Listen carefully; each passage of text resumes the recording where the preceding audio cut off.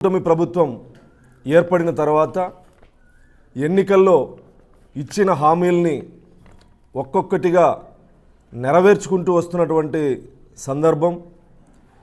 గత ప్రభుత్వంలో విధ్వంసం జరిగింది. ఆంధ్ర రాష్ట్రం విధ్వంసం జరిగింది. రాజధానిని సర్వనాశనం చేసినటువంటి పరిస్థితి. పోలవరం లాంటి ప్రాజెక్టులని నత్తనడకన నడిపినటువంటి పరిస్థితి.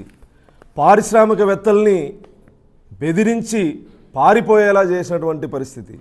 అలాంటి విధ్వంసం నుంచి కూటమి ప్రభుత్వం ఏర్పడిన తర్వాత గౌరవ ముఖ్యమంత్రిగా నారా చంద్రబాబు నాయుడు గారు బాధ్యతలు తీసుకున్న తర్వాత విధ్వంసం నుంచి పునర్నిర్మాణం వైపు ఆంధ్రప్రదేశ్ అడుగులు వేస్తున్నటువంటి తరుణంలో జీర్ణించుకోలేక